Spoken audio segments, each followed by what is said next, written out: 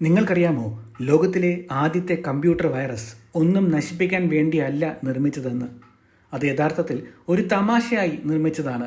1971 US-ലെ BBN ടെക്നോളജീസിൽ ജോലി ചെയ്തിരുന്ന Bob Thomas എന്നയാൾ പുതിയ എന്തെങ്കിലും പരീക്ഷിച്ചുകൊണ്ടേയിരുന്നു. ഇന്റർനെറ്റിന്റെ ആദ്യകാല രൂപമായ അർപ്പാനെറ്റ് വഴി ഒരു കമ്പ്യൂട്ടറിൽ നിന്ന് മറ്റൊന്നിലേക്ക് സ്വയം നീങ്ങാൻ കഴിയുന്ന ഒരു പ്രോഗ്രാം. അദ്ദേഹം ഒരു വിചിത്രമായ ചെറിയ പ്രോഗ്രാം സൃഷ്ടിച്ചു. അതിനെ ക്രീപ്പർ എന്ന് വിളിച്ചു. അത് മറ്റൊരു കമ്പ്യൂട്ടറിൽ പ്രവേശിച്ചപ്പോൾ സ്ക്രീനിൽ ഈ സന്ദേശം പ്രദർശിപ്പിച്ചു: ഞാൻ ക്രീപ്പറാണ്, നിങ്ങൾക്ക് കഴിയുമെങ്കിൽ എന്നെ പിടിക്കൂ. അത് ഫയലുകളോ ഡാറ്റയോ ദോഷകരമായി ബാധിച്ചില്ലായിരുന്നു, പക്ഷേ അത് നീങ്ങുന്നുണ്ടായിരുന്നു, ഒരു മെഷീനിൽ നിന്ന് മറ്റൊന്നിലേക്ക്, ഒരു പ്രേതത്തെ പോലെ.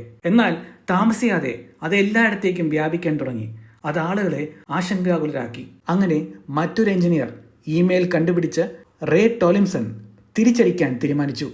ആദ്യത്തെ ആന്റിവൈറസ് പ്രോഗ്രാം അങ്ങനെ അദ്ദേഹം എഴുതി. റീപ്പർ എന്ന് അദ്ദേഹം അതിനെ വിളിച്ചു. അതിൻ്റെ ഒരേ ഒരു ജോലി ക്രീപ്പറിനെ പിന്തുടർന്ന് അതെവിടെ ഒടിച്ചിരുന്നുവോ അവിടെയെല്ലാം ചെന്ന് ഇല്ലാതാക്കുക. അങ്ങനെ ചരിത്രം സൃഷ്ടിക്കപ്പെട്ടു.